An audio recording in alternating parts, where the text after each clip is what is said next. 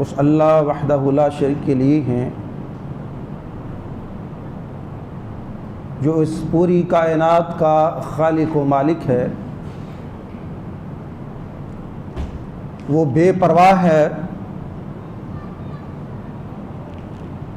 اس کی نہ بیوی ہے نہ اولاد ہے، نہ اس نے کسی کو جنا ہے اور نہ وہ جنا گیا ہے، اور کوئی اس کا ہمسر نہیں ہے. بے شمار لاتعداد درود و سلام امام الرسول ختم الرسول جناب محمد رسول اللہ صلی اللہ علیہ وسلم کی ذات عالی کے لیے.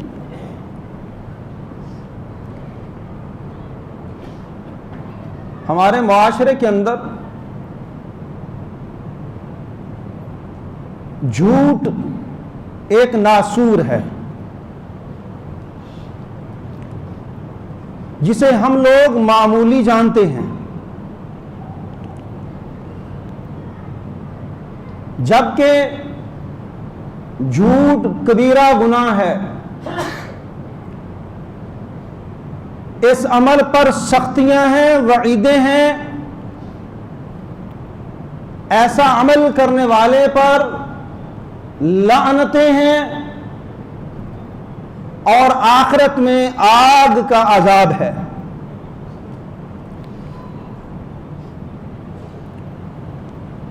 اور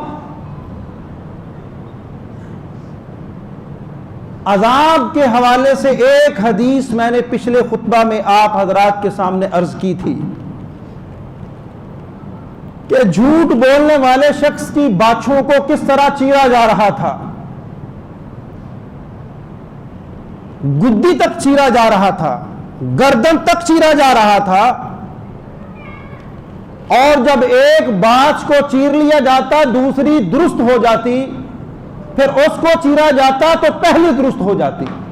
یہ جھوٹ بولنے کی سخت سزا اور وعید ہے. اور ایسا 2-4 دن نہیں، فرشتوں نے رسول اللہ صلی اللہ علیہ وسلم کو بتلایا کہ اس کے ساتھ ایسا قیامت کے دن تک ہوتا رہے گا. آئیے جھوٹ کی کچھ اقسام پر بات کرتے ہیں جن کو ہم لوگ جھوٹ ماننے کے لیے تیار نہیں ہیں. میں ان جھوٹوں پر بات نہیں کروں گا کہ جو علی اعلان حقیقت کے برعکس بات کر دینا جھوٹ ہے، ہر ایک کو پتہ ہے. لیکن کوشش کروں گا وہ باتیں کروں جس کو ہمارا معاشرہ، یہاں تک کہ پڑھا لکھا طبقہ بھی جھوٹ ماننے کے لیے تیار نہیں ہے. اور جھوٹ میں جو بدترین جھوٹ ہے، پہلی قسم جھوٹ کی، وہ ہے اللہ پر جھوٹ باندھنا. اللہ تعالی کی طرف وہ بات منسوب کرنا جو اللہ نے نہیں فرمائی.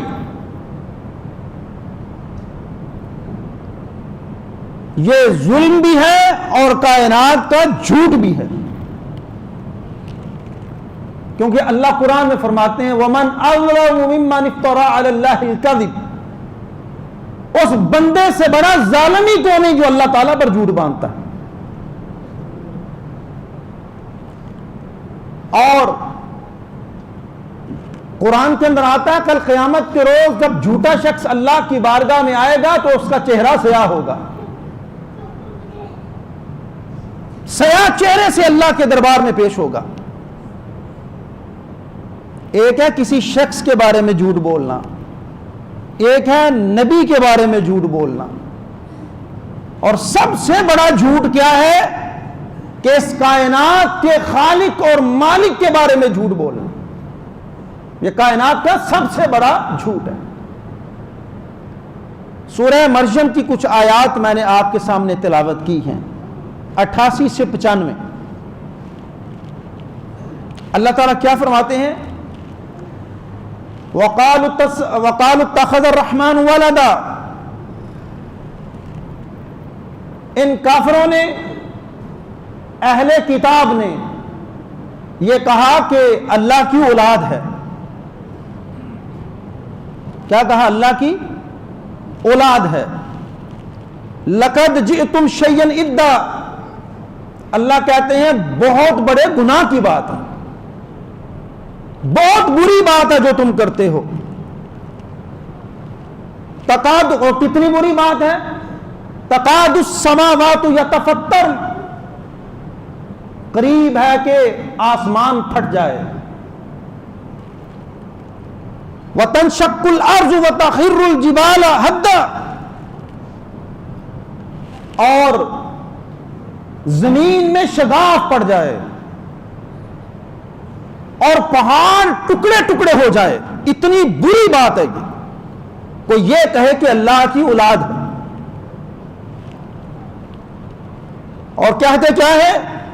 ان دعوا للرحمن ولدا. وہ دعویٰ یہ کرتے ہیں، وہ ثابت کرتے ہیں کہ اللہ کی اولاد ہے. یہ اتنا بڑا گناہ ہے کہ جیسے آسمان پھٹ جائے، زمین میں شگاف پڑ جائے، پہاڑ ٹکڑے ٹکڑے ہو جائیں، اتنا بڑا گناہ. وما ينبغي للرحمن ان يتخذ ولدا، اور یہ رحمان کے لائق نہیں ہے کہ وہ اولاد پکڑے. ان کل من فی السماوات والارض الا آتی الرحمن عبدا. اللہ سمجھا رہے ہیں کہ اگر یہ آسمان اور زمین کے درمیان ساری چیزیں یہ اللہ کے بندے بن کر آ جائیں اللہ کے دربار میں، یہ مخلوق ہے نا، یہاں اللہ کا کہتے ہیں کہ یہ آسمانوں اور زمینوں کے درمیان یہ ساری چیزیں ہی بندے بن جائیں اور وہ اللہ کے پاس آئیں. لقد احصاهم وعدهم عدا. اللہ کہتے ہیں مخلوق تو ہے ہی، کائنات کی ساری چیزیں بھی مخلوق بن جائیں تو میں نے ایک ایک کو خوب گنا ہوا، میں نے ایک ایک کی گنتی کی ہوئی ہے. یہ عربی والے سمجھتے ہیں احصاہم کا معنی بھی گننا ہے، ان کو گنا ہے. وعدہم عدا، اس کا معنی بھی کیا ہے؟ میں نے ان کو خوب گنا ہے. تو پورا ترجمہ کس طرح کریں گے؟ واحصاہم وعدہم عدا، اللہ نے خوب خوب گن رکھا ہے. اللہ کی نظر سے کوئی ایک ذرہ بھی اوجھل نہیں ہے. سارے آ جاؤ. وَكُلُّهُمْ آتی، سارے آئیں گے. اللہ کہتے ہیں تم سارے آؤ گے. یوم القیامت فردا، ایک ایک کر کے میرے سامنے حاضر ہوں، کوئی بھی چیز مجھ سے مخفی نہیں ہوگی. صحیح مسلم کی حدیث ہے، اللہ کے رسول فرماتے ہیں کہ کل قیامت کے دن ایک اعلان کرنے والا اعلان کرے گا کہ تم اس کے پیچھے چلے جاؤ دنیا میں جس کی عبادت کرتے تھے. سارے گروہ کٹھے ہو جاؤ اور اس کے پیچھے جمع ہو جاؤ جس کی تم عبادت کرتے تھے.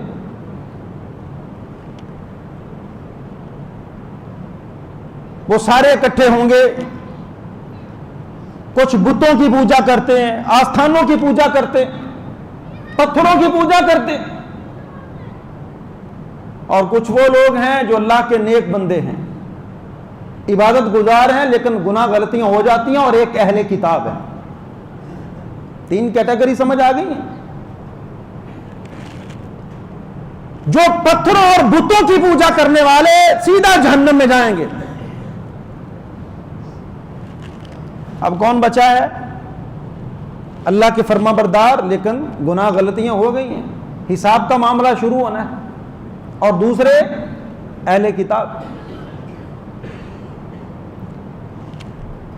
یہودیوں سے پوچھا جائے گا ہیں یہ بھی جہنمی؟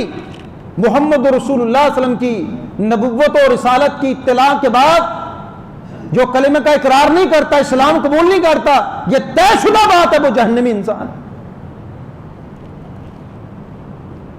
لیکن اللہ تعالیٰ حجت پوری کرنے کے طور پہ پوچھیں گے. یہودیوں سے پہلا سوال، بتاؤ تم کس کی عبادت کرتے تھے؟ وہ کہیں گے اللہ کے بیٹے عزیر کی عبادت کرتے تھے. جواب کیا آئے گا کہ تم جھوٹ بولتے ہو، اللہ کی نہ بیوی ہے نہ بیٹا ہے، تم جھوٹ بول رہے. پوچھا جائے گا تمہاری چاہت کیا ہے، کیا مانگتے ہو؟ اے اللہ بڑی شدید پیاس لگی ہے، پانی مانگتے. اشارہ کیا جائے گا پانی کی طرف چلے کیوں نہیں جاتے؟ پانی کی طرف چلے کیوں نہیں جاتے؟ ان کو گروہ کی صورت میں جہنم کی طرف ہانک کے لے جایا جائے گا اور وہ جہنم سراب معلوم ہوگی، چمکتا ہوا پانی نظر آئے گا ان کو. یہ آگے بڑھیں گے پانی پینے کی خاطر، لیکن آگ میں گر جائیں گے. دنیا میں اللہ کی اولاد بنائی ہے، اللہ کا شریک ٹھہرایا ہے. اس لیے اللہ قرآن میں کیا کہتا ہے؟ ان الشرک لظلم عظیم. شرک اس کائنات کا سب سے بڑا ظلم ہے.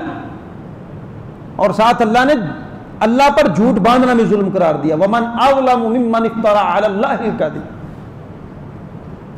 تم اللہ پہ جھوٹ باندھتے ہو کہ اللہ کا بیٹا عزیر ہے.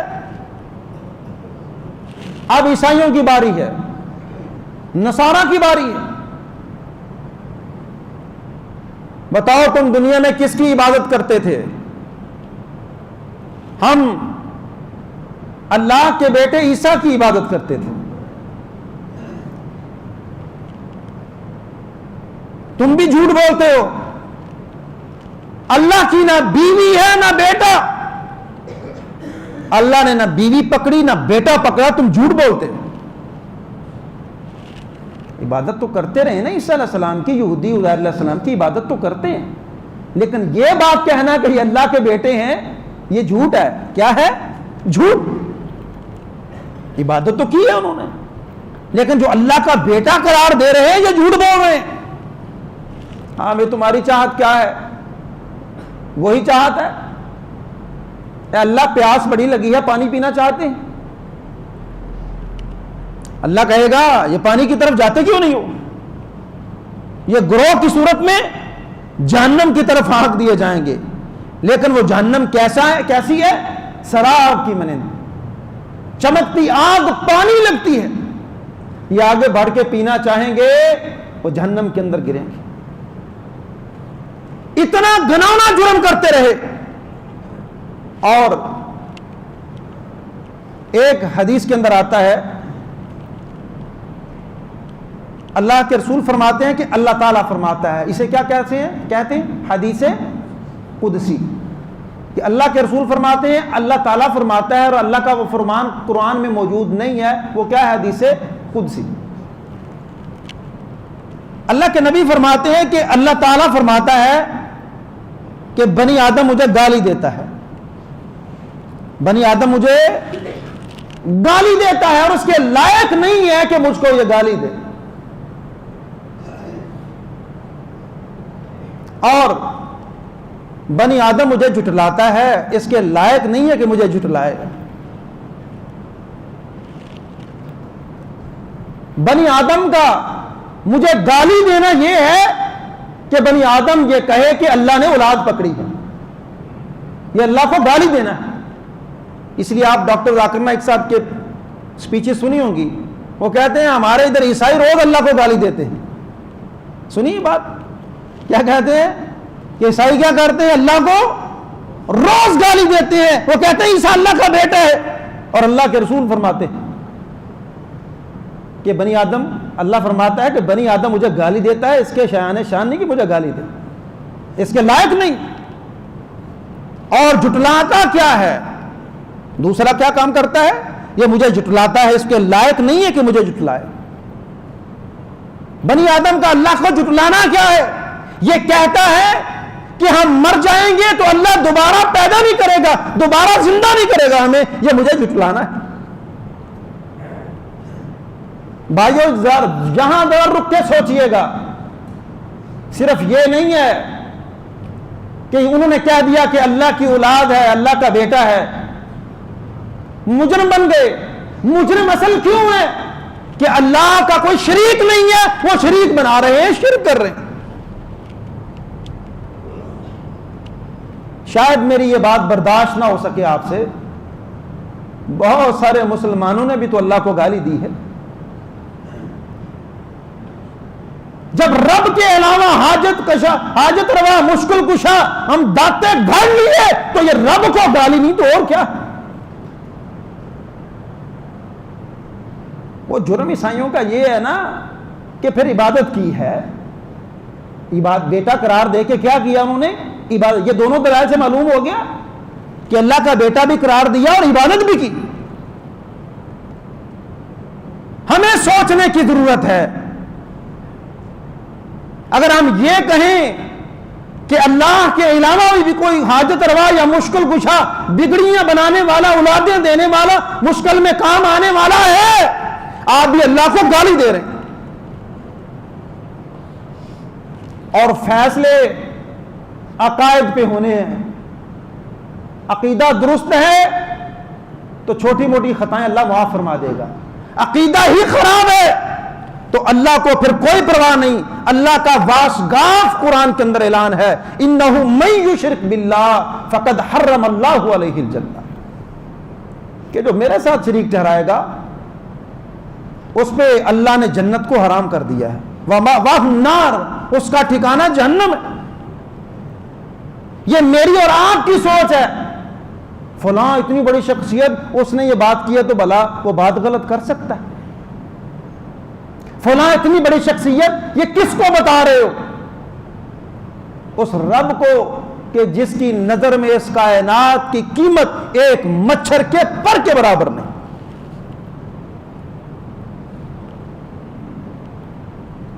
اور سورہ نحل پڑھیے، آیت نمبر 116 پڑھیے، کہ کچھ لوگ اس طرح کے ہیں کہ ان کی زبانوں پہ جو آیا وہ کہہ دیتے ہیں، وقت تھوڑا ورنہ میں اس طرح جس طرح لفظی ترجمہ کیا ایسے ہی کرتا،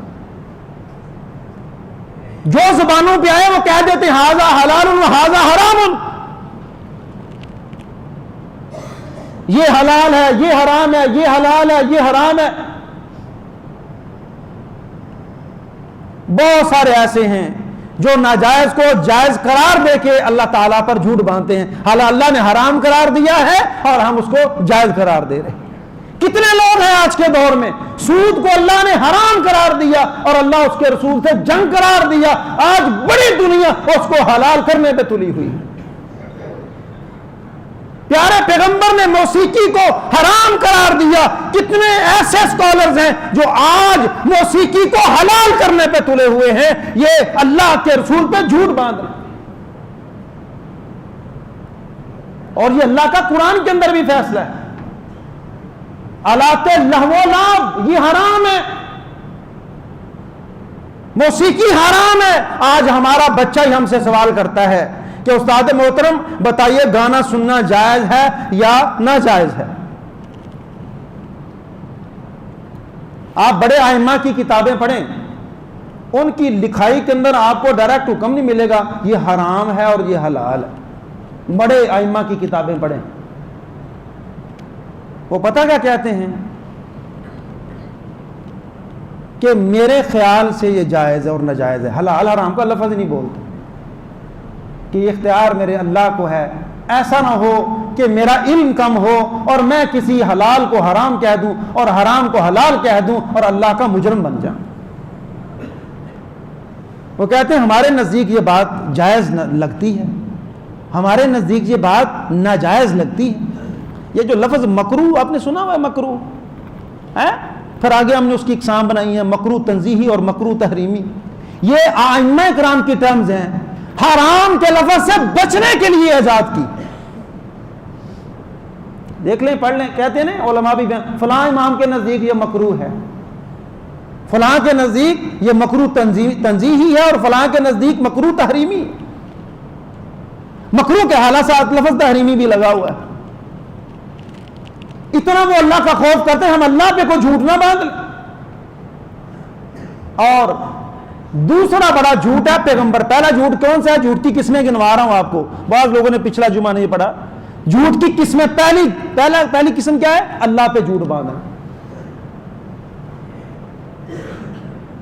ایک یہ کہنا کہ اللہ کی اولاد ہے, اللہ کا شریک ٹھہرانا, اللہ کو گالی دینا ہے. جھوٹ بھی اور اللہ کو گالی دینا بھی. پیغمبر پہ جھوٹ باندھنا.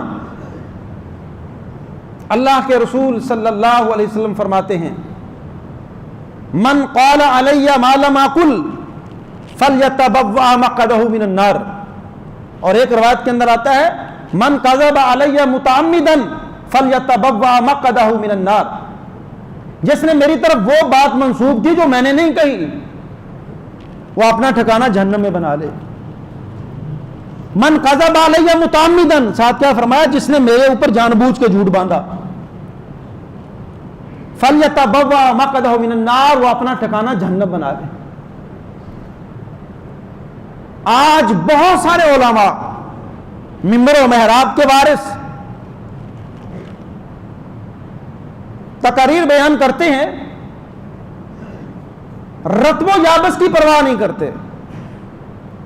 جو حدیث پڑھ لی ہے, جو واقعہ پڑھ لیا ہے, وہ صحیح ہے یا غلط ہے, تقریر کا حسن بنانے کے لیے, اور اگر وہ سزا پر مبنی ہے تو تب بھی تقریر بڑی زبردست ہو جائے گی, اور اگر فضائل بہت زیادہ ہیں تو تب بھی عوام جھوم اٹھے گی. میں آپ کے پاکستان کے نامی گرامی علماء جس کو ہر بچہ بڑا سنتا ہے, ان کی سپیچز کے اندر دکھا سکتا ہوں کہ وہ باتیں بیان کی ہیں, اللہ کے رسول کی طرف منسوب کی ہیں, جو پیارے پیغمبر میں باتیں ارشاد نہیں فرمائی.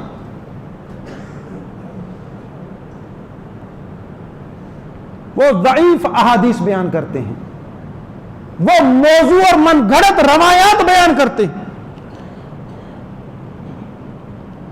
اطلب العلم ولو بسین کے الفاظ سنے ہیں نا, ہاں جی, علم حاصل کرو خواہ تمہیں چین جانا پڑے.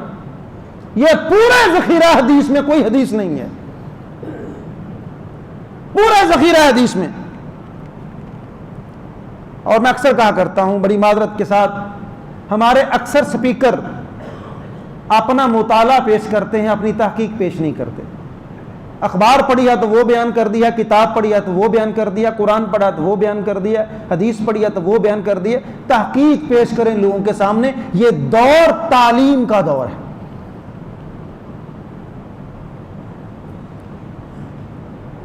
ہمارے باقاعدہ ایک طبقہ موجود ہے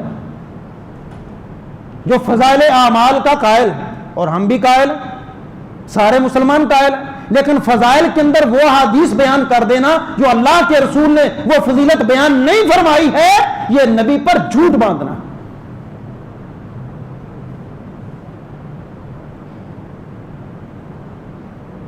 جب جائز احادیث بہت ساری ہیں, صحیح احادیث بہت ساری ہیں, تو ہمیں ضعیف کی طرف جاننے کی ضرورت کیا ہے؟ جس طرح ہم اکثر کہتے ہیں جب حلال کمانے کے ذرائع بے شمار ہیں, پھر ہمیں حرام کی طرف جانے کی کیا ضرورت ہے؟ آئیے ذرا حدیث سنیے. اللہ کے رسول فرماتے ہیں من کذب علی نبیہ او علی عینیہ او علی والدیہ لم یرح رائحۃ الجنہ. جو بندہ اپنے نبی پر جھوٹ باندھتا ہے, اپنی آنکھوں پر جھوٹ باندھتا ہے, اور اپنے والدین پر جھوٹ باندھتا ہے, جنت میں جانا دور کی بات ہے, جنت کی خوشبو بھی نہیں پا سکے. نبی پر جھوٹ باندھنا کیا ہے کہ جو بات آپ نے ارشاد نہیں فرمائی اس کو حدیث بنا کے پیش کرنا. سچی بات ہے, اگر میں اپنا مطالعہ آپ کے سامنے پیش کروں نا تو یہ مسجد 2-4 جمعے میں بھر جائے اور باہر صفیں بچھانی پڑ جائیں اور لوگ رو رہے ہوں جمعے کے اندر. ہم منبر رسول کے وارث ہیں, ہمارا حق یہ بنتا ہے کہ وہ بات بیان کریں جو واقعتاً قرآن اور حدیث کے اندر موجود ہے اور صحیح ہے. آنکھوں پر جھوٹ باندھنا کیا ہے؟ لوگوں کے اندر وہ خواب بیان کرنا جو اس آنکھ نے نہیں دیکھا. اپنی ولایت ثابت کرنے کے لیے نا، یا اپنے مولوی صاحب کو، اپنے پیر صاحب کو، اپنے سیاسی لیڈر کو سپریم ثابت کرنے، مجھے وہ خواب میں ملے پیارے پیغمبر اور انہوں نے فلاں شخصیت کے بارے میں یہ ارشاد فرمایا، اس کی پبلسٹی کرنے کے لیے. اچھا بہت سارے لوگوں کو سنا آپ نے، میں نے نا خواب میں پیارے پیغمبر کو دیکھا ہے. اچھا بھائی حلیہ بیان کریں. حلیہ کیا تھا؟ صحیح حدیث میں اللہ کے رسول کا حلیہ تفصیلاً بیان ہوا ہے، اور اللہ کے رسول فرماتے ہیں جس نے خواب میں مجھے دیکھا اس نے واقعتاً مجھے دیکھا، کیونکہ شیطان میرا روپ نہیں دھار سکتا ہے. او علی عینیہ، اپنی آنکھوں پہ جھوٹ باندھتا ہے، وہ خواب بیان کرتا ہے جو اس نے نہیں دیکھا، یہ جنت کی خوشبو بھی نہیں پا سکے. او علی والدیہ، یہ اپنا باپ بدلنے کی کوشش کرتا ہے، اپنا باپ کا نسب بدلتا ہے. ہاں بہت سارے لوگ کہتے ہیں میں تو اپنی ولدیت چینج کرنا چاہتا ہوں. نہیں تو ہم آپ کو دکھا سکتے ہیں، ایسے لوگ موجود ہیں اپنے آپ کو غیر باپ کی طرح منسوب کرنا چاہتے ہیں. یہ ماں کو گالی دینا،